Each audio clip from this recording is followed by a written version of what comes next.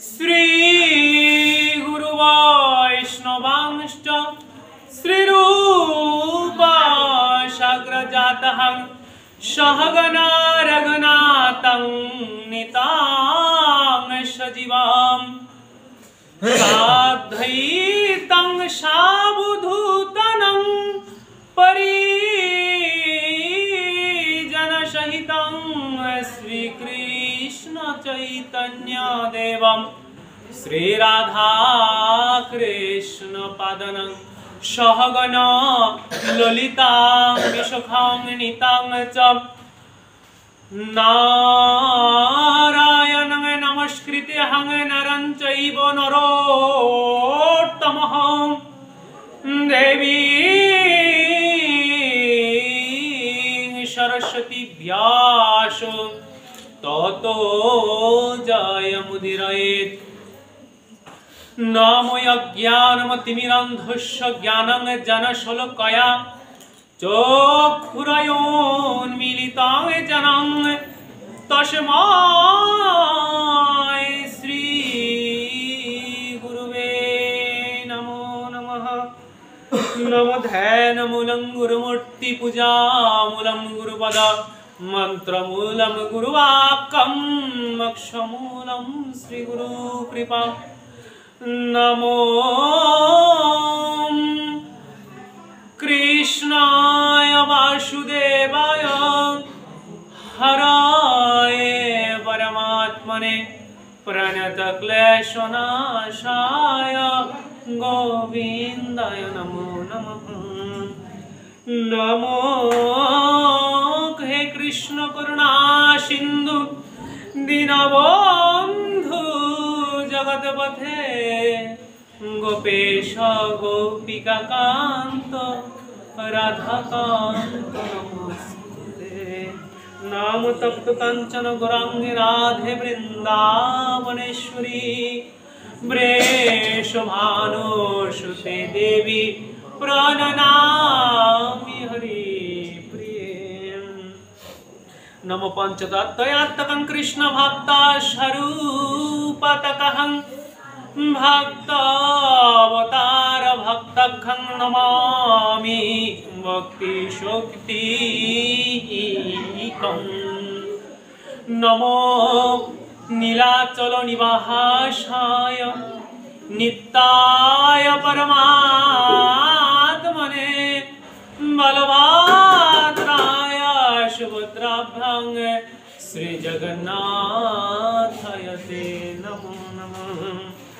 नमो वाञ्छकल्पतरुर्भश्च कृपा सिन्धुभ्यैव च पतितानां पावनेभ्यो वैष्णवेभ्यो नमो नमः।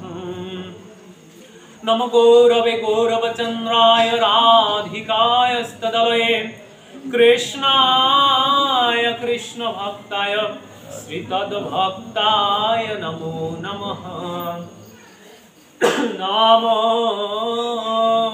श्रीरूप श्री सनातन भट्ट रघुनाथ श्रीजीव गोपाल भट्ट दास रघुनाथ এই ছায় ব্রজবাসীর করে চরণ বন্ধন যাহা হইতে বিঘ্ন নাশয় অভীষ্ট পূরণ। বৈষ্ণব গোসাই মোর বৈষ্ণব গোসাই কলি জীব উদ্ধারিতে আর কেহ নাই। ভজ শ্রী কৃষ্ণ চৈতন্য প্রভু নিত্যানন্দ শ্রী অদ্বৈত গদাধর শ্রীবাসাদি गौर भक्त वृंद। हरे कृष्ण कृष्ण कृष्ण हरे हरे हरे राम राम राम हरे हरे हरे कृष्ण कृष्ण कृष्ण हरे हरे हरे राम राम राम हरे हरे हरे कृष्ण कृष्ण कृष्ण हरे हरे हरे राम राम राम हरे नाम इव केवलम नास्त्यैव गतिरन्यथा। ग्रांतेर मंगलाचरण করি সমাপন, কৃপা করে সাধু ভক্ত বৃন্দে মোর করো অপরাধ। জয় জয় সাধু।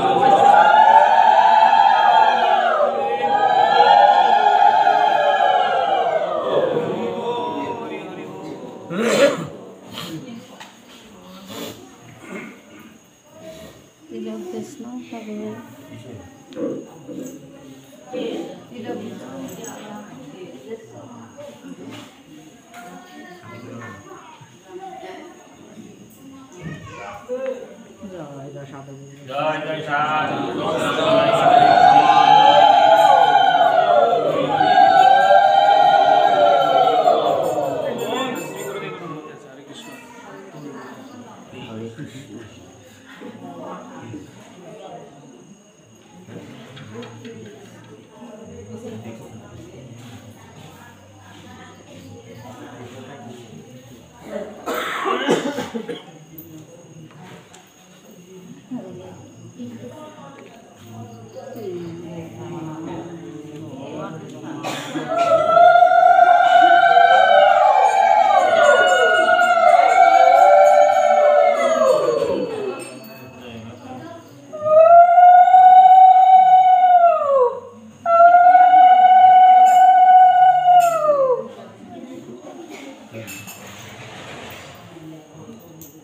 হরে কৃষ্ণ।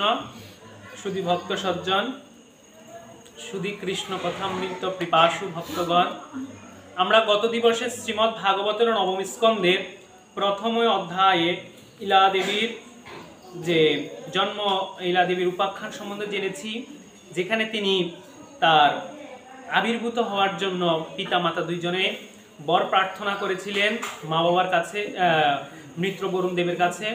প্রার্থনা করার পরে তখন ওনার মাতার ইচ্ছা ছিল উনি যেন কন্যা সন্তান হন, আর পিতার ইচ্ছা ছিল যেন একটু পুত্র সন্তান হয়।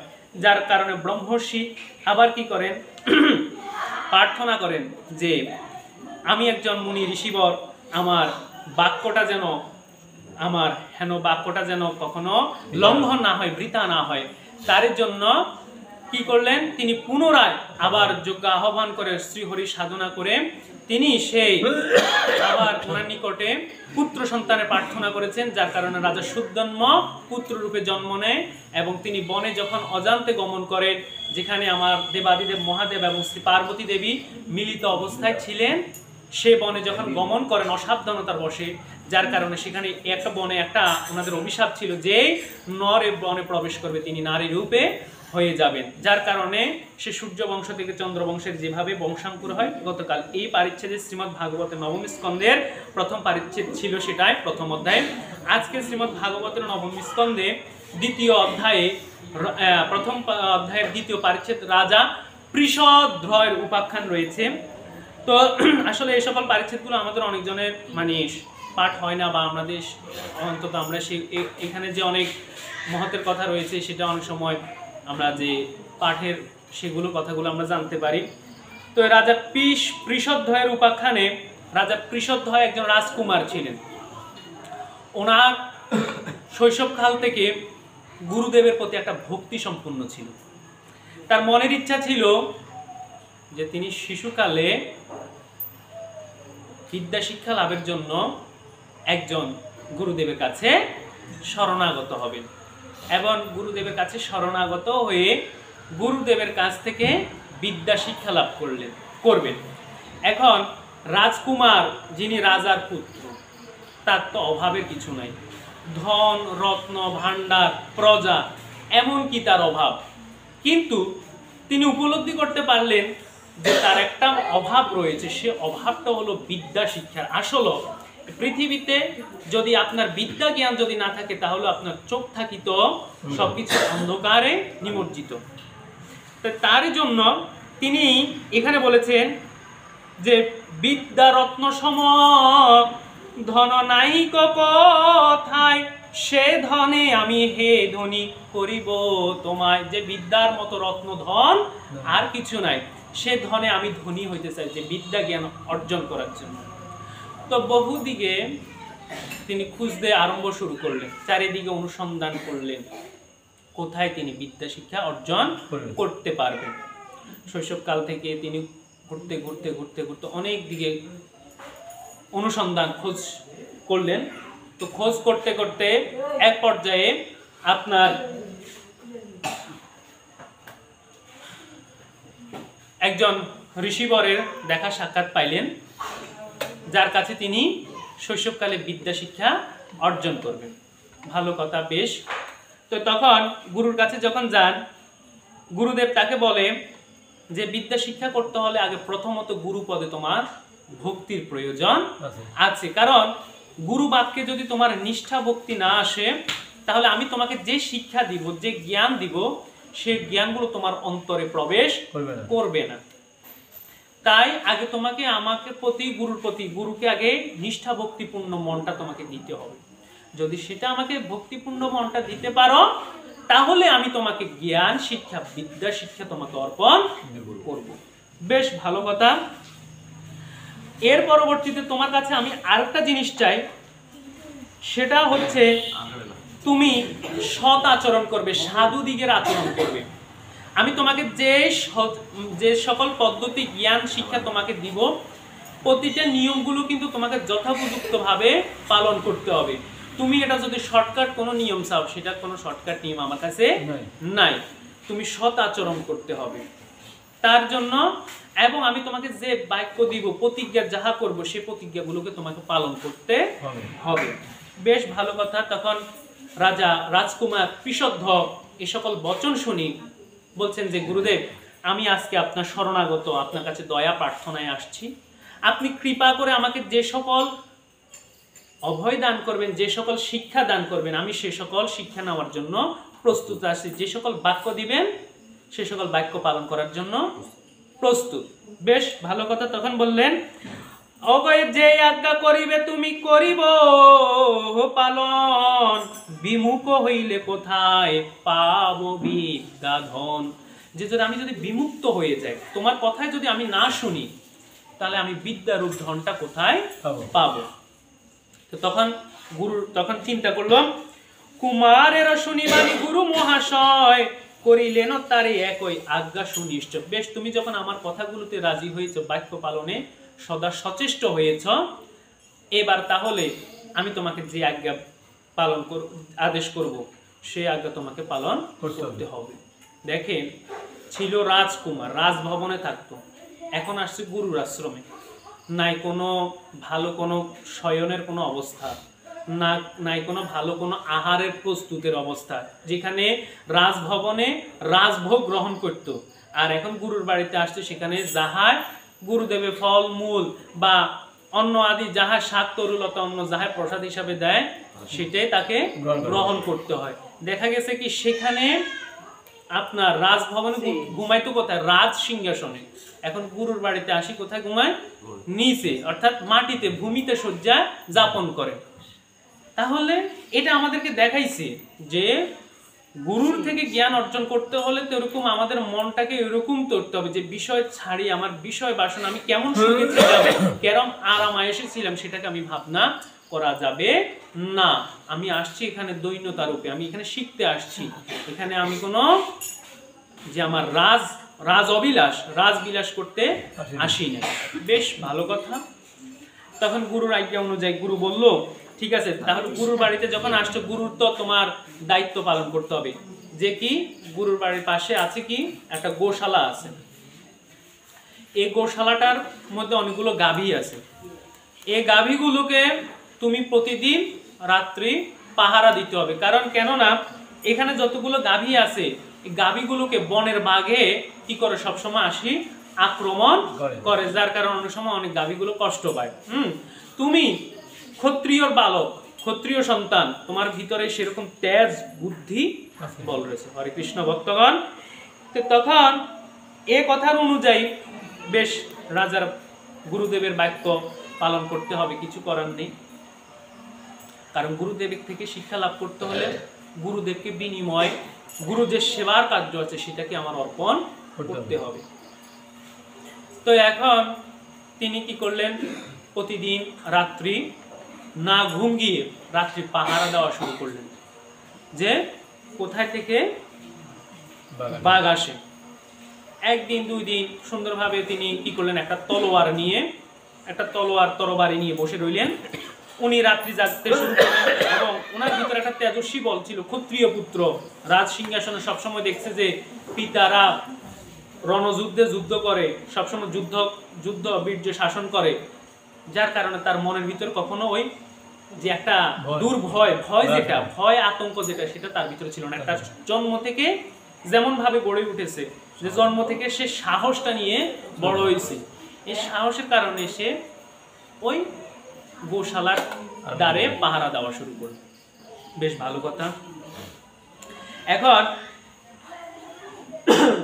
এই গাভীগুলোকে যদি তুমি রক্ষা করতে পারো, গুরুদেব বলছে কি, ওগো আসিল 60 বৎস করি সংহার, দিলাম তোমার প্রতি গাভী রক্ষাবার, সমর্থ হইলে এতে বুঝি তব মন, শুভক্ষণে শুভ দিনে দিব বিদ্যাধন। যদি তুমি এ সকল কর্ম করিতে প্রস্তুত হও, তবে শুভ দিনে শুভক্ষণে তোমাকে আমি বিদ্যারূপ জ্ঞান আরম্ভ করবো। বিদ্যা আরম্ভ তোমার শুরু হবে, পড়াশোনার কাজ শুরু হবে, বিদ্যা জ্ঞান অর্জন শুরু হবে, বেদাদি শাস্ত্র গ্রন্থের জ্ঞান দেওয়া আমি শুরু করবো। তুমি যদি আমার আগে পরীক্ষা করে দেখেন আপনি কোন পাত্রে বস্তু রাখবেন, সেই পাত্রটাকে আগে নির্ণয় করতে হয়। আগের দিনে মুনি ঋষিগণ আগে শিষ্যদেরকে পরখ করে দেখতেন যে আমি যে তাকে যে বস্তু দান করব, সে কি আদৌ কি এই বস্তু কি গ্রহণ করতে পারবে কিনা, এখন শেষ পর্যন্ত সে বস্তুকে ধারণ করে রাখতে পারবে কিনা, এটার দ্বারা সে তাকে নির্ণয় করত। কারণ আপনি এমন বস্তু নিলেন, মাঝখানে যাই যদি সেটাকে ফেলে দিলেন, ভেঙে ফেললেন, তাহলে তো এটার কোনো আপনার যে দায়িত্ব দিল, সে দায়িত্বভার আপনি রক্ষা করতে পারলেন না। এই কারণে তখনকার দিনে আগে তাকে মানে পরখ করে দেখা হতো, নির্ণয় করে দেখা হতো যে আদৌ কি সে শেষ পর্যন্ত আমি তাকে যে বিদ্যা শিক্ষার পদ্ধতি দিব এবং যে সকল শাসন করব, যে সকল যাহা কিছু দান করব, সে এগুলো আগে গ্রহণ করতে পারবে কিনা। এই কারণে দেখছি কি আগে তাকে রাত্রে গোশালা পাহারা দেওয়ার জন্য রাত্রি করছে, পাহারাদার হিসেবে রাখছে, যে আগে দেখি তার ঘুম, যে অতিরিক্ত ঘুমের প্রতি আসক্তি আছে কিনা, তার শয়নের প্রতি, আহারের প্রতি অতিরিক্ত আসক্তি আছে কিনা। এই সকল জিনিস যদি থাকে তাহলে তো সে গুরুর আশ্রমে বিদ্যা জ্ঞান যথাযথ সময় সে সকল গ্রহণ করতে পারবে না। বেশ ভালো কথা। এখন তখন এ কথা অনুযায়ী রাজার কুমারের ইচ্ছা হচ্ছে আমার যাহা কিছু বিনিময় হোক, আমি আসছি গুরুদেবের কাছ থেকে বিদ্যা শিক্ষা নেওয়ার জন্য, সেটার জন্য আমাকে যতটুকু পরিশ্রম করার দরকার, শ্রম দেওয়ার দরকার, আহার নিদ্রা ত্যাগ করার দরকার, আমি সেগুলো ত্যাগ করতে প্রস্তুত আসছি। বেশ, এখন এভাবে একদিন হঠাৎ কি করলো, রাত্রিকালে এমন অবস্থায় দশদিকে একেবারে এত অন্ধকারে নিমজ্জিত হয়ে গেল, চারিদিক অন্ধকার এবং মেঘের গর্জন, প্রবল বৃষ্টি, ঝড়। এমন সময় ব্যাঘ্রের অর্থাৎ বাঘের গর্জন শুনল কে? ওই রাজকুমার পৃষদ্র, তিনি একটা বাঘের গর্জন শুনলেন। বাঘের গর্জন শুনলেন, শোনার সাথে সাথে তিনি মানে যে অবস্থায় ছিলেন সেখান থেকে এবার অটল হয়ে দাঁড়াইলেন, যে নিশ্চয় মনে হয় বাঘ যেহেতু গর্জন করছে, তার মানে এই নির্দিষ্ট এলাকার কাছে ধারে মনে হয় বাঘ আসছে। বেশ ভালো কথা। তো তখন গোষ্ঠে মানে গোশালার ভিতরে একটা কপিলা নামে একটা গাভী দেখতে খুবই সুন্দর আছিল। এখন তারে ধরে গর্জে ব্যাঘ্র অতি ভয়ঙ্কর, ওগর নিকটে তাহারে গিয়া রাজার নন্দন, ব্যাঘ্র নাসিবারে অসি করে সঞ্চালন। এখন ওই যে ব্যাঘ্র ছিল, বাঘ কি করছে, গোষ্ঠের ভিতরে ঝাঁপ দিছে, মানে গোষ্ঠের ভিতরে এবার ভিতরে প্রবেশ করিয়ে গেছে, ঢুকে গেছে, মানে যে গোশালাটা আছে এই গোশালার ভিতরে প্রবেশ করছেন। এখন গোশালার ভিতরে যখন প্রবেশ করছেন, সাথে সাথে তিনি এবার তরবারি দিয়ে ছুটলেন। এখন ওই যে মেঘের গর্জন, সারা বৃষ্টি, সবকিছু মেঘাবৃত রয়েছে, যার কারণে তিনি রাত্রি অন্ধকারে কোন দিক দিয়ে গাভী আছে আর কোন দিক দিয়ে বাঘ আছে এটা তিনি বুঝতে পারলেন না। সাথে সাথে কি করলেন, তলোয়ারটা কি করলেন, চালাইলেন। এখন তলোয়ার চালানোর সাথে সাথে ওই বাঘের কান কাটি কপিলা নামে গাভী শিরচ্ছেদ হয়ে যায়। এখন বাঘ যখন সাথে সাথে যখন এভাবে বাঘের কান কাটা যায়, বাঘ কাতর হয়ে আস্তে রাত্রি অন্ধকারের মধ্যে পলায়ন করছে। এখন এদিক দিয়ে খবর গুরুদেবের কাছে খবর গেছে কি যে রাজকুমার পৃষদ্র বাঘেরে কি করছে, হত্যা করছে। যে বাঘটা আসি সবসময় ডিস্টার্ব করতো, এই গাভীদেরকে ডিস্টার্ব করতো, বিরক্ত করতো, সেই গাভীকে সেই বাঘটাকে কি করছে, নিধন করছে। এখন গুরুদেব শুনে খুবই প্রসন্নিত হলেন। পর দিবসে যখন আধার কেটে গেল, রাত্রি প্রভাত হইল, বলল যে কোথায় কোথায় সে বাঘেরে নিধন করছে, আমি একবার নিজে স্বচক্ষে যাই দেখি আসি। এখন সেখানে যাই দেখলো আদৌ তো আসলে কোনো বাঘ নয়, বাঘের একটা শুধু কানটা পড়ে আছে, আর এখানে ওনার অতিশয় প্রিয় কপিলা নামে গাভীটার শিরটা ছেদ হয়ে গেছে। ওকে এই কি তোর কার্য গুরুর সেবন, ব্যগ্র ছলে মম গাভী করিলি ছেদন। ওরে দুষ্টরে পামরে ওরে পাপমতি, পাপে ভস্ম তোরে আমি করিব সম্প্রতি। এখন কে বলতেছে, গুরুদেব বলতেছেন যে আমার এত প্রাণপ্রিয় গাভীটা, যাকে দেখলে সবসময় আমার কাছে খুব মায়া লাগতো, সবসময় যত্ন করতাম, আদর করতাম, আজকে সে গাভীটাকে তুই নিধন করে ফেললি। এখন এই মুহূর্তে আমি তোকে পাপমতি, তোকে আমি এখন পাপের ভস্ম করে দিব। ওগো গুরু অসন্তোষ তোর হলে অপরাধ, গাভী বদে পাপে ডুবে সাগরে অঘাত। যে কর্ম করিলি দুষ্ট রাজার নন্দন, প্রতিফল দিব তোরে আমি রে এখন। একে তুই মম শিষ্য রাজার কুমার, সেই হেতু লঘু শাপ বিধান তোমার। এখন বলতেছি কি, তুই একে হচ্ছে রাজার কুমার, রাজার পুত্র, আরো হচ্ছে আমার কাছে আসছ শিক্ষা গ্রহণ করার জন্য। যাই হোক, এখন মেধাবৃত হওয়ার কারণে তুই কি করছো, দেখতে না পেয়ে ভুল প্রমিসটা করছো, কিন্তু যাহাই হয়েছে হাতে তো এটা পাপ কার্য হয়েছে। এখন সাথে সাথে তখন বলছে কি, তোর যে সাহসিকতা, ক্ষত্রিয় বর্ণে যে তোমার জন্ম, এই ক্ষত্রিয় বর্ণের জন্মটা তোমার বৃথা হবে, তুমি চণ্ডাল রূপে দেশে দেশে ভ্রমণ করতে থাকবে। এখন এই যখন এই কথাটা যখন তার মনে হইলো, হায়রে আসলাম গুরুচরণে না গ্রহণ করার জন্য, যাহাই কদ্দুর শিক্ষা গ্রহণ করলাম, আজকে গুরুর এমন কর্ম করতে গিয়ে যে গুরু পদে আমি অপরাধগ্রস্ত হয়েছি। এখন তখন ঘুরতে ঘুরতে ঘুরতে ঘুরতে তখন তিনি মিনতি করলেন আবার গুরুদেবের কাছে যে আমি কিভাবে পাপ্য ভার থেকে মুক্ত হতে পারবো। তখন গুরুদেব বলছে, আমি তো তোমাকে অভিশাপ দিয়েছি, এখন অভিশাপও কখনো কি করা যায় না, লঙ্ঘন করা যায় না।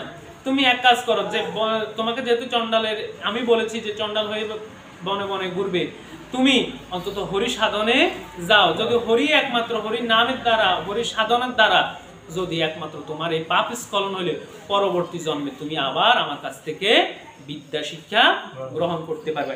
এর তখনই রাজা পৃষদ্র কি করলেন, একেবারে আপনার ইয়ের মধ্যে বনে বনে ঘুরতে ঘুরতে হঠাৎ যখন বনের উত্তপ্ত দাবানলে, অর্থাৎ বাগানের মধ্যে দেখবেন অনেক সময় দাবানল মানে আপনা আপনি ভাবে বনের মধ্যে আগুন জ্বলে ওঠে, প্রজ্বলিত হয়ে ওঠে।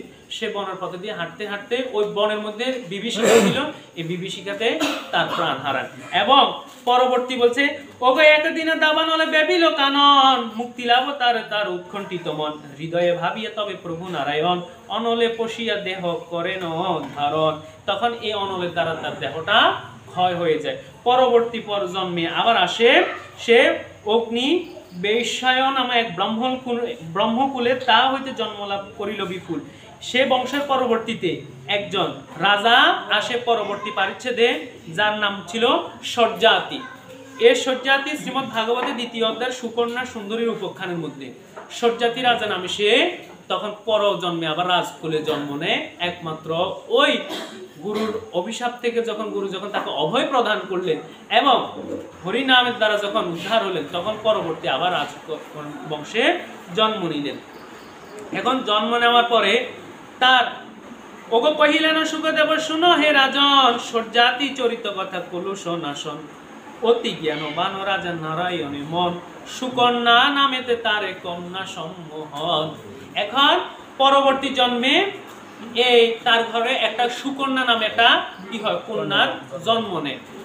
এই সুকন্যা নামে কন্যা জন্ম নেওয়ার পরে সুকন্যা এত রূপে এত সুন্দর ছিলেন, তিনি ভৃগু ঋষির নন্দন চবন নামে একজন ঋষি ছিলেন, যিনি একটা বনের মধ্যে সর্বদা কি করতেন? ঋষিগণ নীরব নির্জন স্থানে খোঁজ করতেন। কিসের জন্য? যেখানে গেলে সংসারে বিষয় বাসনার বা কলহ উদ্দীপনা থাকবে না, সেখানে যেখানে থাকবে একমাত্র পক্ষীকুল পাখিকুল সব বৃক্ষের তরুলতার সকল কিছুর একটা প্রকৃতি শব্দ থাকবে, অন্য কোনো শব্দ থাকবে না। তার জন্য এই চবন ঋষি একটা অনুসন্ধান করলেন, একটা নীরব নিস্তেজময় বৃক্ষ এই বনকুলটাকে খোঁজ করলেন। খোঁজ করতে করতে করতে করতে চবন নামক ঋষির এমন একটা ধ্যানে ছিলেন যে উনার এই বনের মধ্যে যদি কেউ আসে, কোনো প্রকার কোনো মৃগয়া কোনো পশু পক্ষী কেউ কখনো কি করতে পারবে না, ঢুকতে পারবে, তবে কিন্তু কেউ হরণ করতে পারবে না, শিকার করতে পারবে না, কোনো প্রাণী হত্যা করতে পারবে না। তো তার জন্য চবন ঋষির এ কথা অনুযায়ী ওই অঞ্চলের মধ্যে যে রাজাই আসো যে কোনো আসো সে সবসময় একটু সাবধানতা ভাবে চলাফেরা করতে হয়। যদিও কোনোভাবে যদি কোনো প্রাণীর হত্যা হয়, চবন ঋষির অভিশাপ তাকে গ্রহণ করতে হবে। এখন চবন নামক ঋষি এমনই ছিলেন জীবের প্রেমে, তার দেহর মধ্যে তিনি যখন সাধন ভজন করতেছেন ব্রহ্মের সাথে লয় রূপে মানে শ্বাস প্রশ্বাসের সাথে যখন ওনার ধ্যান আরাধনা করতেছে, তার এই দেহটা কি হইতেছে? বালুকা দ্বারা, বালু মানে মৃত্তিকা দ্বারা, বালুকা দ্বারা তার দেহটা পরিপূর্ণ হয়ে যায়। শুধু তার দুইটা মাত্র চোখ আছে, আর না হলে পুরোটা দেহ বালুকা দ্বারা, পিপিলিকা তারপরে উই পোকা দ্বারা সর্বকিছু তার হৃদয়ের মধ্যে কি করতেছে? ঘোরাফেরা তারা করতেছে। এখন এমত অবস্থায় ওই রাজা সর্যার্থীর কন্যা ছিলেন আপনার সুকন্যা। এই সুকন্যা কি করছেন? একদিন সখীবৃন্দদেরকে নিয়ে বনের মধ্যে ঘুরতে গেলেন, বনের পশু পক্ষী তরুলতা একটু নেহার করার জন্য, দেখার জন্য। বা বেশ সুন্দর, হরে কৃষ্ণ। এখন সেই নেহার করার জন্য যখন গেলেন, ঘুরতে ঘুরতে ঘুরতে ঘুরতে দেখলেন একটা আপনার যে মুনি ঋষি যে স্থানে বসে আছেন সে তো আর বুঝতে পারে না, তার দুইটা নয়ন মধ্যে পুষ্পগুলো এমন সুন্দরভাবে ফুটে আছে, মানে তরুলতা দ্বারা তার দেহ এমনভাবে আবৃষ্ট হয়ে গেছে, পুষ্পের জায়গায় অন্তত চোখের জায়গায় পুষ্প দুটা, ফুল দুটা পুষ্পটিত হয়ে আছে তরুলতার মধ্যে। এখন পুষ্প যখন ছিটতে যান, ওই তার কাটার আঘাতে ওই আপনার চবন ঋষির ধাক্কা লাগে, ধাক্কা লাগার সাথে সাথে সেখান দিয়ে রক্ত প্রবাহিত হইতে থাকে। এখন সাথে সাথে চবন ঋষি পুলকিত হয়ে গেলেন, মানে তার দেহটা নাড়া শুরু হয়ে গেল, যে আদৌ যে এতক্ষণ পর্যন্ত তিনি যে এত বছর পর্যন্ত যে ধ্যানে ছিলেন, তার এই ধ্যানটাকে কেউ কখনো নাড়াইতে আসে নাই, কখনো কেউ কোনো ভঙ্গ করেন নাই। কিন্তু আজকে ওনার কারণে কি হলো? ধ্যানটা ভঙ্গ হয়ে গেল। এখন ধ্যান বলতে কি আসলে তার ধ্যানটাও কিন্তু পরিপূর্ণ সিদ্ধ হয়ে গেছে। এখন সাথে সাথে যখন এটা হলো, একটা বজ্রপাত হলো, সাথে সাথে সুকন্যার পিতা ছিলেন রাজা সজ্জাজাতি। এখন রাজা সজ্জাতি আসলেন, আসার পরে বলতেছেন, হে মুনিবর, আপনি একনিষ্ঠভাবে ব্রহ্ম সাধন করার জন্য আপনি নীরব এই নির্জন বনটাকে বেছে নিয়েছেন। আমার কন্যার কারণে আপনার আজকে ধ্যানটা ভঙ্গ হয়েছে, আপনি কৃপা করে আমার কন্যার ভুল অপরাধ ক্ষমা করে দিবেন। তো বলছে তবে ক্ষমা করে দিবেন, এখন আপনি যাহা প্রার্থনা করেন আমি আপনাকে তাহা দিতে প্রস্তুত। বলে একটা পিতার সর্বশ্রেষ্ঠ দান হয় একটা সৎপাত্রে কন্যা দান। তুমি যদি তোমার কন্যাটাকে যদি আমাকে দান করো, তবে আমার যে ধ্যান ভঙ্গ হয়েছে সে আমার সেবা শুশ্রূষা পরিচর্যা আদির কর্ম সে করতে পারবে। ভালো কথা। তখন চিন্তা করলেন, যদি একেবারে অভিশাপ থেকে যখন মুক্ত হয়েছে, আমার কন্যাটাকে একজন মুনি ঋষি সেবার কার্যে দিলাম, সে যেন মুনি ঋষি সেবার কার্য করে যেন তার জন্মটা যেন সেবার কাজে, একজন ঋষিবরের সেবার কার্যে যেন তার জন্মটা সার্থকতা লাগে। তো তখন কি করলেন? এ সুকন্যা তার যে ঋষির কাছে অর্পণ করলেন, তার নাম ছিল চবন ঋষি। এই চবন ঋষির কাছে যখন অর্পণ করলেন, তার দেহটা ছিল একেবারে জীর্ণ শীর্ণ, শীর্ণকার দ্বারা পরিপূর্ণ। এখন তারপরও দেখেন, এই যে দেখেন স্বামী সেবা, পতি সেবা, পতিব্রতা বলে, যিনি পতিকে সেবা করেন তিনিও হচ্ছেন পতিব্রতা। যেমন সতী অনুসূয়া রয়েছেন, হ্যাঁ, তারপরে কি মন্দাদরীও রয়েছিলেন যিনি এক স্বামী সেবা করেছিলেন, তুলসী রয়েছেন, এরকম অনেক সতী রয়েছেন যারা কি করেছেন? স্বামীকে পতিব্রতা রূপে সেবা করেছিলেন। স্বামী কি বৃদ্ধ হয়েছে, স্বামী কি উপার্জন ক্ষম হয়েছে, স্বামী কি অক্ষম হয়েছে, স্বামী কি ব্যাধিগ্রস্ত হয়েছে, কিন্তু স্ত্রীরা কখনো উচিত যে স্বামীকে হেন জ্ঞান হীন জ্ঞান করা উচিত নয়। গুরু মাতা গুরু পিতা গুরু হনপতি, গুরু বিনে এই সংসারে নাহি আর গতি। অন্তত মা বাবার পরবর্তীতে আপনাকে আপনার সকল কিছু দায়িত্বের ভারের জন্য আপনাকে এই স্বামীর কাছে অর্পণ করে দিয়েছেন। হ্যাঁ, যার অধিকার, যাকে আপনাকে সকল কিছুর অধিকার সে প্রদান করতে পারে, তার জন্য অন্তত এই কারণে তখন দেখে এই যে তার কন্যা সুকন্যা যখন এই চবন নামে ঋষিটাকে পাইছে, তার মনের ভিতর কখনো একটু তার দুঃখ প্রকাশ হয় নাই যে উনি আমার স্বামী, যেমন হোক, বৃদ্ধ হোক আর রোগায় হোক, আমি আমার স্বামী সেবা করে যাব। এই স্বামী সেবা যখন করছেন তখন অশ্বিনী কুমার কাছে যখন ঋষি বলতেছেন যে আমার দেহটা জীর্ণ শীর্ণকায় হয়ে রয়েছে, আর অশ্বিনী কুমার আমাদের এই নাসিকার মধ্যে কি বিরাজ করেন? অশ্বিনী কুমার কিন্তু আমাদের এই দেহের নাসিকার মধ্যে বিরাজ করেন। 10 ইন্দ্রিয় 10 দেবতার মধ্যে নাসিকার মধ্যে আছেন অশ্বিনী কুমার। এখন এই অশ্বিনী কুমার আসিলেন কি দেবতাদের দেবসিংহাসনে ছিলেন একজন রাজবৈদ্য রূপে। তিনি কোনো দেবতা হিসেবে কোনো দেবতাদের আসন গ্রহণ করতে পারেন নাই। রাজবৈদ্য মানে কি? মানে এই যে দেবতাদের চিকিৎসা সেবার কাজে তিনি একমাত্র ছিলেন, যে সকল প্রকার চিকিৎসা সকল কিছু তিনি একমাত্র প্রদান করতেন। তারা অশ্বিনী এবং কুমার দুইজন, অশ্বিনী এবং কুমার, এখানে কিন্তু দুইজন আছে। যদিও কথাটা যদি শুনতে শোনা যায় অশ্বিনী কুমার, না, এখানে কিন্তু ওনারা অশ্বিনী কুমার দুইজন। এই অশ্বিনী কুমাররা দুইজনে এই যে যাদের আমরা আশ্বিনে রান্ধি কার্তিকে খায়, এই ব্রতটা কিন্তু হচ্ছে অশ্বিনী কুমারের ব্রত। অশ্বিনী এ ব্রতের অধিষ্ঠাতা দেবতায় কিন্তু হচ্ছেন অশ্বিনী দেব, যার কাছে আমরা ব্রত প্রার্থনা করি। হ্যাঁ, আমাদের দেহ ব্যাধি সুখ বা সকল কিছু যে বর মাগে সে বর পায়। অশ্বিনী কুমারের কাছে যখন মা জননীরা কি করেন, উপবাস থেকে ব্রত থেকে যার যার মনের বাসনা প্রার্থনা করেন, এবং এই অশ্বিনী কুমারের কাছে তিনি বলছেন কি এই অন্নটা রন্ধন করে সুন্দরভাবে রেখে অন্তত অষ্টনাপূর্বক এই অশ্বিনী কুমারের বধ করতে হয়। অশ্বিনী কুমারের পূজাটা হয় আশ্বিন মাসের সংক্রান্তি তিথিতে। এই আশ্বিন মাসের সংক্রান্তি মানে শেষ দিনের এই তিথিটাতে অশ্বিনী কুমারের পূজা হয়। তো এই কারণে হরে কৃষ্ণ, যখন অশ্বিনী কুমারগণ চবন ঋষির কাছে আসছেন, বলছেন ঋষিবর, আপনার কাছে একমাত্র প্রার্থনা, আপনি যদি এমন কোন একটা যজ্ঞ আরম্ভ করেন যে যজ্ঞটার ভাগ যদি আমাদেরকে দেন, তাহলে আমরা স্বর্গের দেবতাদের আসন গ্রহণ করতে পারবো। এখন সে যোগ্য ভাগটা যদি আপনি আমাদেরকে দান করেন তাহলে আমরা পাবো, আর না হলে কেউ আমাদেরকে কোনোভাবে, আমরা চাইছি দেবরাজ ইন্দ্র পর্যন্ত আমাদেরকে ভাগ দিতে চাচ্ছেন না। তো তখন ওনার কাছে যখন শরণাগত হয়েছেন, তখন তিনি বলেছেন যে ঠিক আছে, আমিও আপনাকে এমন আপনার এই জীর্ণ শীর্ণকা দেহটাকে আমরা পরিপূর্ণ নবীন যৌবন রূপ ধারণ আপনাকে করিয়ে দিব। তো বলছে তার জন্য আপনাকে কি করতে হবে, একদিন আপনি এভাবে ইয়ের মধ্যে একটা সরোবর, আনন্দ সরোবরে গিয়ে আপনি যদি স্নান করেন, মন্ত্রপুত জল দ্বারা যদি স্নান করেন, সে স্নানের দ্বারা আপনার এই দেহটা পূর্ব রূপ থেকে নতুন রূপে পরিবর্তন হবে। এখন এখানে যখন তিনজন একসাথে স্নান করছেন, অশ্বিনী কুমার দুইও স্নান করছেন, সাথে সাথে গিয়ে স্নান করছেন আপনার ওই চবন ঋষি, যে ঋষি ছিলেন এই ঋষিও স্নান করছেন।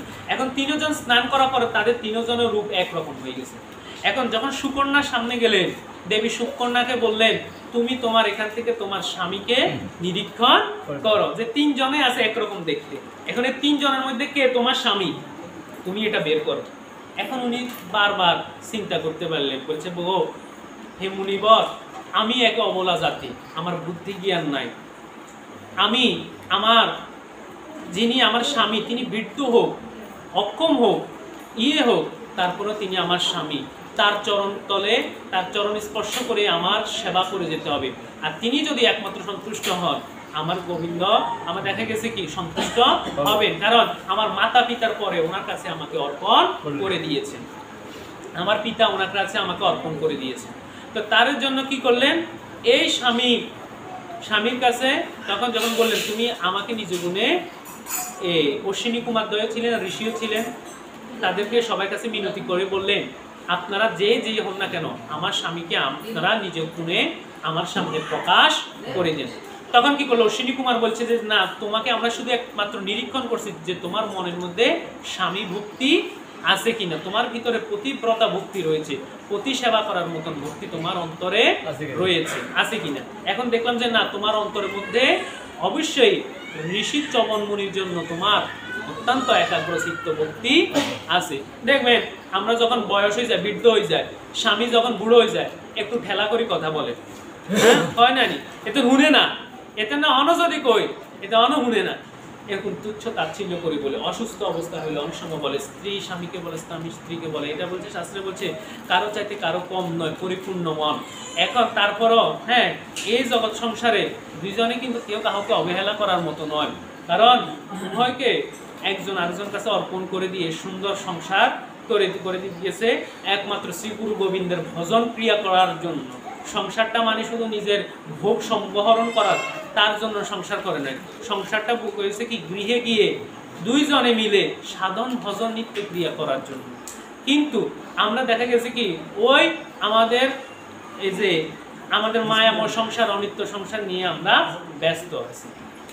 তো যাই হোক, এখন এ কথার পরিপ্রেক্ষিতে যখন ওনাকে প্রকাশ করে দিলেন ঋষি চবনকে, তখন প্রকাশ করার সাথে সাথে যখন যজ্ঞ আরম্ভ হলো, যখন রাজা সূর্য জাতি একজন যজ্ঞ করলেন, যজ্ঞ করার সাথে সাথে তো বলছেন, ওগই কৃপা করি অধীনেরে হয় ক্ষমা পর, মম স্বামীকে বাহন কারা হোগোচর, কন্যার বাণীতে তুষ্ট হয় বৈদ্যগণ, আশিসিয়াত চবনেরে করান দর্শন, পতিরজবন হেরি সতী চমৎকার, নিজ স্থানে গেলেও চলি অশ্বিনী কুমার, ভক্তের মহিমা দেখো রাজা পরীক্ষিত, বৃদ্ধ সে যুবক হলো তেজে তেহে নিশ্চিত। এখন বৃদ্ধ লোকটা আজকে নবীন যুবক হয়ে গেছেন।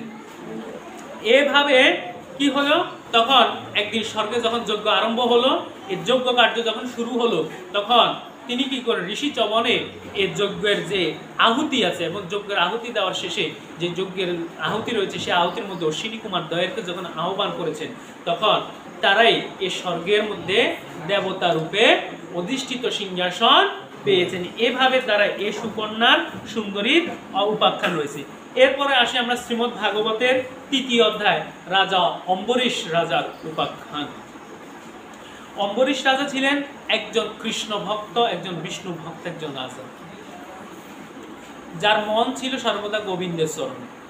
যিনি যদি রাজকার্য পালন করতেন, কিন্তু তার মনটা সবসময় কার কাছে থাকতো, ওই গোবিন্দের চরণে থাকতো। তো বলছেন একদিন নারদে তার পরীক্ষা করলেন, বলছে, রাজা অম্বরীশ, তোমার এত ভক্তি, আজকে তোমার ভক্তি নির্ণয় করব। তুমি কিভাবে এই সিংহাসনে বসে থেকে তোমার মনটা শ্রী গোবিন্দের চরণে অর্পণ করে রেখেছ?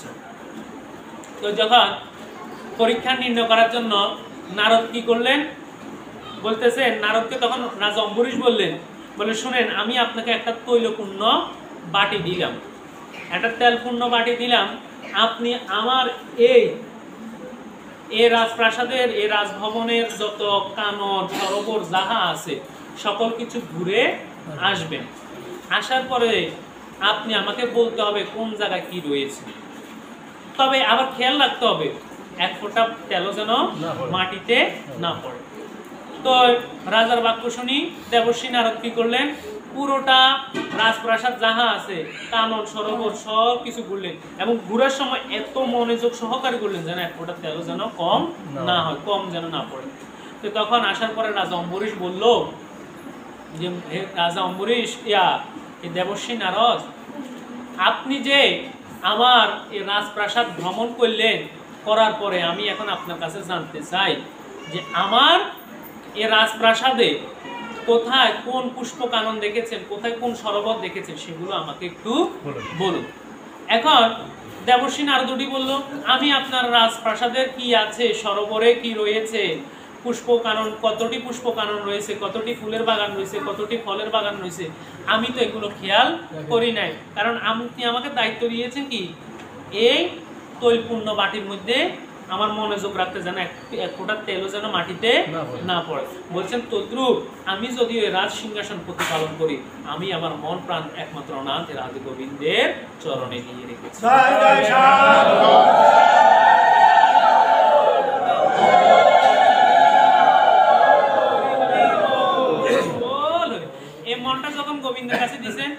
নয়ন দুটো কিন্তু গোবিন্দের চরণে দিয়েছেন। সবসময় আসলে গোবিন্দকে ভক্তি সহকারে নয়ন দিয়ে প্রণাম করতেন। দুটো হাত শুধু ভক্তের সেবার কাজে লাগাইতেন, ভক্তদেরকে সেবা করাতেন, ব্রাহ্মণদের সেবা করাতেন, যে কোনো সজ্জন যারা আছে তাদেরকে সেবা করতেন নিজের হাত দিয়ে, এবং গোবিন্দের চরণে জলদান করতেন, পুষ্পদান করতেন, সকল কিছু তিনি অর্থাৎ নিত্য ক্রিয়া করা ছাড়া তিনি রাজ সিংহাসনে অধিষ্ঠান করতেন না। বাস এবার সুন্দরভাবে এভাবে তার হৃদয় পরিপূর্ণ ছিল। তো একদিন এই অম্বরীশ রাজা কি করলেন, একাদশী ব্রত পালন করলেন। এখন একাদশী ব্রত যখন করলেন তখন পরের দিবসে কি করতে হয়, দ্বাদশী দিবসের যে পালন করতে হয়, যদি সময়ের মধ্যে যদি পালন না করে তাহলে কিন্তু আবার অপরাধ হয়ে থাকে। এখন যার জন্য আপনার দুর্ভাষা ঋষি কি করলেন, ওই দ্বাদশী দিবসে আপনার তার গৃহে আসলেন, রাজভবনে আসলেন। মহর্ষি দুর্বাসা উপস্থিত হলেন রাজা অম্বরীশের রাজপ্রাসাদে।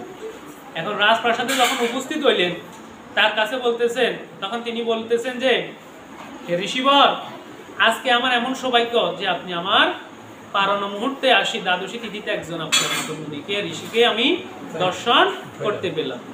এখন তিনি বলতেছেন যে আপনার জন্য আমি কিছু জল ফল আহার প্রস্তুত করে রেখেছি, আপনি পালন করেন।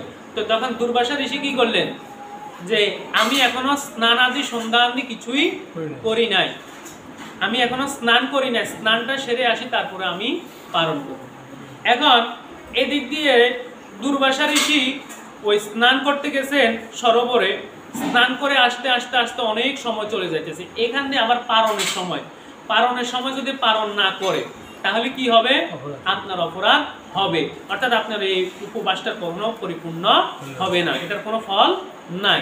তখন কি করলেন, রাজা অম্বরীশের কথা অনুযায়ী তখন রাজা অম্বরীশ নির্জলাভাবে চেষ্টা করছেন যে একাদশী, তখনকার দিনে সত্যযুগের মানুষ ছিল, তাদের দেহ ছিল সেরকম শক্তিবান, আমরা পরিহত জীব, আমাদের অন্নগত প্রাণ, আমাদের যে রয়েছে আমরা অতটা পারি না। তারপরও বলছে কি, অন্তত একাদশী তিথিতে শাক যেমন জল ফল মূল দুগ্ধ আদি আহার করা যাইতে পারে। অন্তত এই সকলের দ্বারা অন্তত আমাদেরকে এই সকল নির্দেশ বলে গেছে।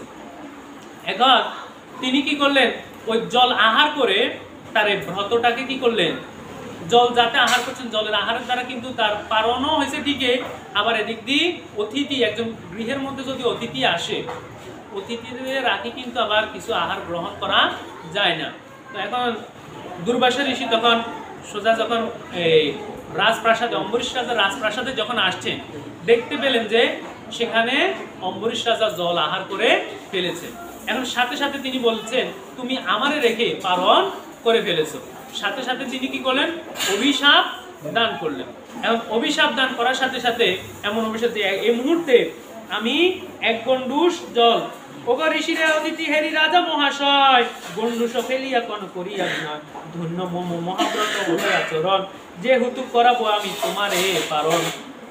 এখন স্নানাদি কার্য শেষ করে আসার পরে অপসরণ হইল তার শাস্ত্রের বচন, খাদ্যদ্রব্যের মধ্যে নহে জলের গ্রহণ, যে জলটা খাদ্যদ্রব্যের মধ্যে পড়ে না, জল আহার করলে কোনো উপবাস নষ্ট হয় না।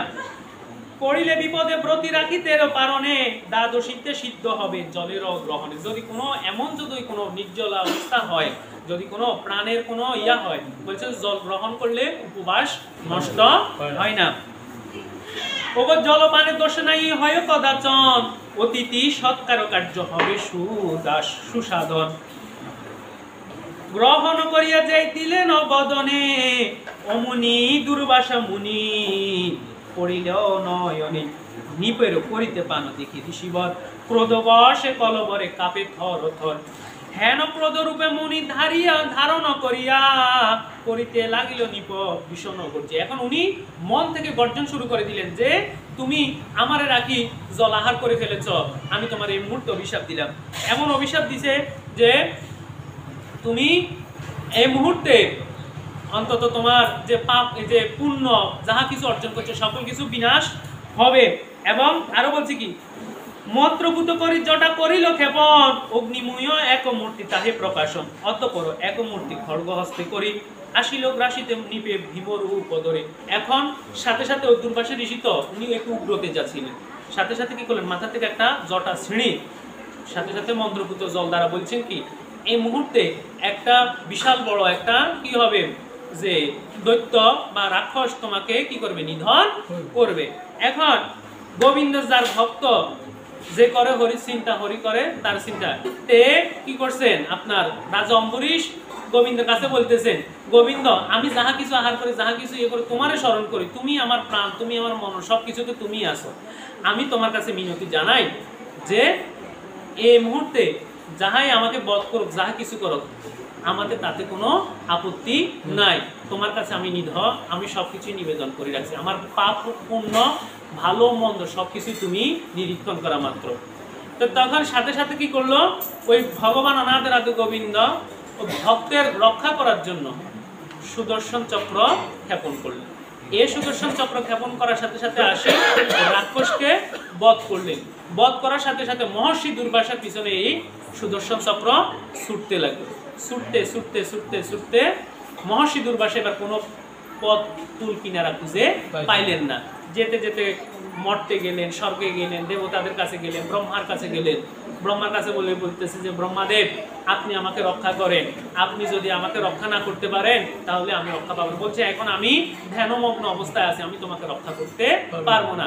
তখন গেলেন দেবের আদিদেব ভগবানের মহাদেবের কাছে। মহাদেব বলছে যে আমি একমাত্র ভগবানের আজ্ঞাবাহী, আমি কোনো কিছু আপনাকে রক্ষা করতে পারবো না। যিনি আপনার জন্য পাঠিয়েছেন এই কি এই সুদর্শন চক্র, তার কাছে যান। তখন বিষ্ণুর পাদপদ্মে গিয়ে আশ্রয় গ্রহণ করলেন। প্রভু আমি তো ভুল করে ফেলেছি। বলছে আপনি আমার কাছে ভুল করেন না, ভুল করছেন তাকে যে অভিশাপ প্রাপ্ত করার নয়, তাকে আপনি অভিশাপ দিচ্ছেন। অভিশাপ দিতে গেলেও আপনাকে নির্ণয় করতে হবে কে অভিশাপ প্রাপ্ত হবে, কে আশীর্বাদ প্রাপ্ত হবে। তাই আপনি ভুলবশত তাকে অভিশাপ দিয়েছেন। সে কিন্তু অন্যায় কাজ করে নাই, সে পারণের মুহূর্তে যদি পালন না করে তাহলে কি হবে, অপরাধ হবে। তার জন্য সে জল আহার করেছে। তো এই সাথে সাথে কি করলেন, এই আপনি এখন গিয়ে অম্বরীশ রাজার কাছে যদি ক্ষমা প্রার্থনা করেন তবে রাজা অম্বরীশ আপনাকে ক্ষমা করবে। তখন রাজা অম্বরীশের কাছে গিয়ে বলছেন, ওগো হে বিশ্ব ভুবন প্রভু অগতির গতি, রক্ষা করো আমার এ সম্প্রতি। না বুঝিয়া হীন কার্যে করিয়াছি আমি, অপরাধ হতে মুক্ত করে অন্তর্যামী। তোমার মধুর নাম করিল কীর্তন, নারকীয় মুক্তি লাভ করে অনুক্ষণ। আমিও সাধুরা হৃদয় মোর হয় সুনিশ্চয়, আমিও সদাই হই সাধুর হৃদয়। কে বলতেছেন, গোবিন্দ বলতেছেন যে আমার হৃদয়ে সাধু, আমার হৃদয়ে সাধুদের বসবাস। মময় অপমান আমি সহিতে পারি, মম ভক্তই অপমান সহিবার নারী।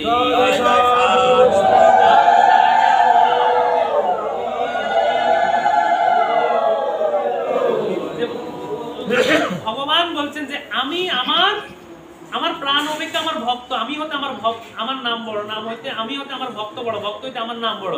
যে ভক্ত আমাকে মন প্রাণ দিয়ে সেবা করে আমি কেন তাকে রক্ষা করব না? যে ভক্ত আমার কাছে সর্বক্ষণ আসে, সর্বকিছুই সর্বফল সমর্পণ করে আমার কাছে, আমি তাকে কেন রক্ষা করব না? আমি আমার ভক্তের অপমান আমি কখনো সইতে না পারি। এই কারণে দেখা গেছে মেরেছিস কলসির কানা, তাই বলে কিরে প্রেম দেব না। যখন মাথায় যখন কলসির কানাটা দিয়ে যখন নিত্যানন্দ প্রভুকে মেরেছিল, সাথে সাথে শ্রীমন চৈতন্য মহাপ্রভু আসি উপনীত হয়ে গেলেন।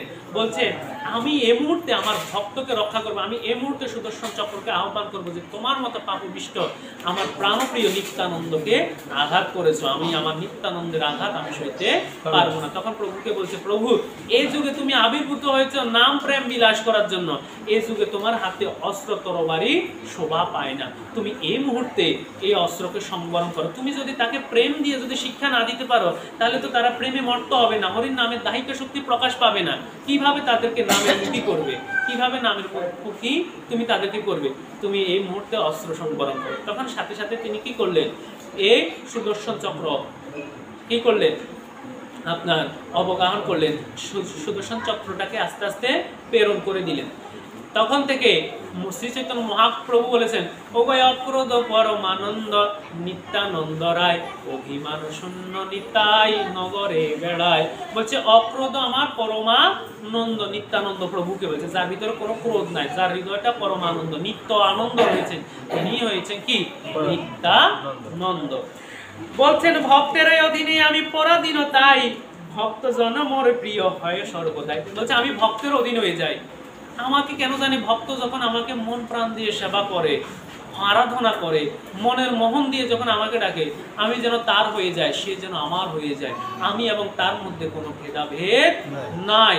তো আমি আমার সে ভক্তের কষ্ট আমি কখনো সইতে না পারি।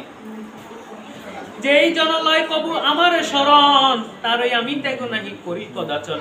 সাধুরা হৃদয়ে মোর হয় সুনিশ্চয়, আমিও সদাই হই সাধুর হৃদয়। যে বলছে সাধুরা আমার হৃদয় হয়, আমিও সাধুদের হৃদয় হই। অতএব অম্বরীশে করিয়া বিনয়, প্রসন্ন করিলে শান্তি হইবে নিশ্চয়। আপনি যদি অম্বরীশ রাজাকে প্রসন্ন করতে পারেন, তবে সে কি হবে, আপনাকে ক্ষমা মার্জনা করতে পারবেন। মহাভক্ত মহারাজে কান্দে প্রেম ভরে, ব্রাহ্মণ গেল পরিহরি ভরে। এই কারণে যে যে ব্রত উপবাস করে, যেমন বলছে একাদশী ব্রতটা হচ্ছে সর্ব উপবাসের মধ্যে শ্রেষ্ঠ ব্রত, তাই অন্তত যেমন উপবাস যে করো, আর সবাই জানেন তো উপবাস যিনি উপবাস করেন তাকে কখনো তুচ্ছ তাচ্ছিল্য করবেন না। আর যে কোনো অন্তত হরিসভার অনুষ্ঠানে বা উপবাসী যিনি থাকেন তাকে ফলমূল দিবেন। হ্যাঁ, উপবাসীর সামনে অন্তত হরি সেবার মধ্যে বা হরিসভার মধ্যে দেখা গেছে কি, আমরা যখন একাদশীতে পড়ে হরিসভা, অন্তত সেদিন সবাইকে ফলমূল দান করবেন, সেদিন কোনো অন্য কোনো শস্যাদি গ্রহণ করিবেন না। ওগো কি পাপ করিনু আমি ব্রাহ্মণের পাই, পাইলাম ব্রহ্ম শাপ একই গোরদায়। হরির রহস্য রাজা বুঝিতে না পারে, ধর্ম রাখো নারায়ণ বলে ভারে বারে। ভক্তরে রাখিতে মান প্রভু নারায়ণ, পাঠাইলা ঋষি সহ চক্র সুদর্শন। ঋষিরে নিহারি রাজা পরিশুষ্ক গায়, শ্রীপদ বন্ধনা লাগি তোরা করি গায়। হেতা মুনি প্রাণ সহ ব্যাকুল হইয়া, অম্বরীশ পদ যুগল ধরিলেন গিয়া। এখন অম্বরীশ রাজা অম্বরীশকে কি করলেন, পাদপদ্মে গিয়ে বন্ধনা করলেন যে রাজা অম্বরীশ, আমার ভুল হয়ে গেছে, তুমি যদি আমাকে এখন যদি রক্ষা যদি না করো, এই সুদর্শন চক্র কিন্তু আমাকে রক্ষা করবে না। বলে রাজা ধরিলাম তোমার চরণ, রক্ষা করো দয়া করি আমার জীবন। ভক্তের মহিমায় আমি এত জানি নাই, সেই অপরাধে আমি এই দুঃখ পাই। অপূর্ব ঘটনা হেরি নিপয় অম্বরীশ, আশ্চর্য হইলেন যেন বিষাদে হরিশ। দুর্বাসার বুকে ধরে কিনো বলে বর, উপবাসে না প্রকাশন শুষ্ক কণ্ঠস্বর। নয়নে না বহিনীর স্থির মাত্র রয়, ইহা দেখি কাদে সব কোলাহল হয়। হরিরে মহিমা হেরি তব নিপবর, দুর্বাসার কোলে লন হইয়া কাতর। যেমন দেখেন ভগবানের ভক্ত যারা, কৃষ্ণ ভক্ত যারা, তারা ক্ষমা করতে শিখে। তারা কি করতে শিখে, ক্ষমা করতে শিখে। যে না, উনি একজন মুনি ঋষিবর, তিনি আমার কাছে ক্ষমা প্রার্থনা করতে আসছেন, আমি ওনাকে কিভাবে উনি আমার চরণ ধরতে আসছেন, উনি সাথে সাথে কি করছেন, চরণা দুইটা হাতকে ধরে ফেলছেন। যে না, আপনি কোথায় একজন মুনি, দুর্বাসা মুনি, আপনি এত সাধন তেজ রয়েছে, ব্রহ্মজ্ঞ, আপনি কিভাবে আমার চরণ, না আমি যতই পুণ্য অর্জন করি, আপনি আমার হৃদয়ে আসেন। আপনার হৃদয়ের সাথে আমার হৃদয় মিলিত হলে সকল কিছুই কি হবে, সকল আমাদের ভুল বুঝাবুঝি সকল কিছু বিনাশ হবে, এবং আপনার হৃদয় থেকে আমার হৃদয়ে গোবিন্দের ভাবটা পাবে, এবং আমরা দুইজনে আপনার সাধু মুনির স্পর্শে আমার হৃদয়ের মধ্যে আরো গোবিন্দ গোবিন্দ প্রেম।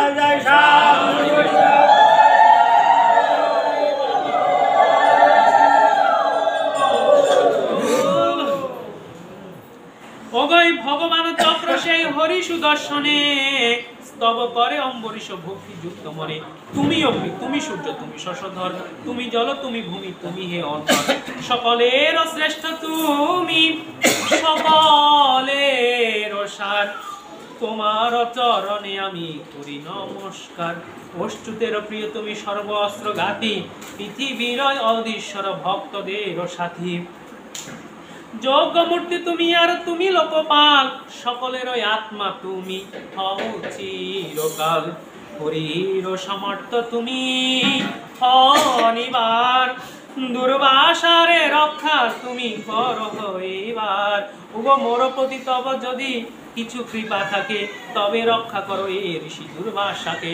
ভগবান বলতেছেন কি, আমি আজকে ওই ঋষি দুর্বাসাকে রক্ষা করতে পারবো না, তোমার কাছে ভাব, তুমি যদি ভগবান কত দীনতা হয়ে গেছেন ভক্তের কাছে, বলে তুমি যদি দীনতা করে যদি ঋষি দুর্বাসাকে ক্ষমা করো তবে ঋষি দুর্বাসা ক্ষমা পাবে, আমার সুদর্শন চক্র ফিরে আসবে। আমার এই সুদর্শন চক্রটা এখন আমি আদেশ দিল কিন্তু সে ফিরে আসবে না, কারণ সে ভক্তের মান রক্ষা করার জন্য ছুটেছে। এই রূপে স্তবে জবে করিল নিপ্রতি, সুদর্শন চক্র শান্ত হইল ঝটিতি। পরিত্রাণ পেয়ে ঋষি নিপতিরে কয়, ধন্য ধন্য তুমি রাজা ভক্ত অতিশয়। তোমার মতন এত সুন্দর রাজা, এরকম বিষ্ণু ভক্ত কৃষ্ণ ভক্ত রাজা আমি আর কোথাও দেখি নাই। ভক্তের মহিমা আমি হেরিলাম আজ, আমারে রক্ষিলে তুমি ওহে মহারাজ। অপরাধী হইয়াছি আমি তব প্রতি, তথাপিও তুমি মোর গুচালে দুর্গতি। অনাহারী রাজা হেরি দুর্বাসা তখন করিলেন তার দ্বারে আতিথ্য গ্রহণ। আহার করিয়া তার সুদিনী প্রধান, ধর্ম রক্ষা করেন। তখন কি করলেন, ওই বহু ধন দিয়ে সকল কিছু দিয়ে তিনি ভক্তের মানটাকে রক্ষা করলেন। সবকিছু মিলিয়ে তার এখন দুর্বাসা ঋষি তার কাছ থেকে সেবা গ্রহণ করে সকল কিছু আহার তৃপ্ত যাহা যাহা দিয়েছেন সকল কিছু ইয়ে করেছে। হরে কৃষ্ণ। শুধু ভক্তগণ, তাই আমাদের যে যে ধর্ম পালন করুক, এক গুরুদেবের শরণাগত কখনো হতে পারি না। কিন্তু স্কুলটা যদিও আলাদা হোক, শিক্ষকটা যদিও আলাদা হোক, কিন্তু শিক্ষা ব্যবস্থা কিন্তু সবাই এক।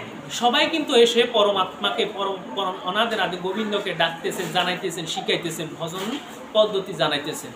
সুতরাং একজন মাস্টারকে দেখলে বলে কেউ মাস্টার মশাইকে বাড়ি, ডাক্তারিকে দেখলে বলে গ্রামে ডাক্তারি করো, যেখানে করো ওই দেখলেও বলে ডাক্তারি বাড়ি। তদ্রুপ মন্নাথ শ্রী জগন্নাথ মদ্গুরু শ্রী জগৎগুরু মময় আত্মা সর্বভূত আত্মা তস্মৈ শ্রী। প্রত্যেকের গুরুই জগৎগুরু, প্রত্যেকের গুরুদেবের সশস্ত্র সশস্ত্র কোটি কোটি প্রণাম। তাই দিন শেষে কেউ কোনো মতকে পথকে কখনো অন্তত আমরা যেন নিন্দা না করি, কারণ দিন শেষে সে কিন্তু একভাবে না একভাবে অনাথের আদি গোবিন্দের ডাকতেছে। দিন শেষে আমি কার মতকে ঘৃণা করি, সে আমার সনাতন ধর্মকে ঘৃণা করে। ব্যক্তিগত পছন্দ অপছন্দ আপনার থাকতে পারে, শ্রদ্ধা অশ্রদ্ধা পারে, কিন্তু মুখ দিয়ে কখনো শ্রীমুখ দিয়ে কোনো কারোর নিন্দা কখনো করবেন না। এটাই অন্তত সাধুজন ভক্তজনের কাছে আমার কোটি কোটি মিনতি। হরে কৃষ্ণ। এ বাংসা করে আজকের এই শ্রীমদ্ ভাগবতীর কথা এখানে বিশ্রাম রাখছি।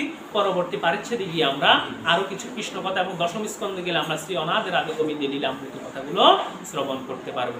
জয় জয় শ্রীমদ্ ভাগবত।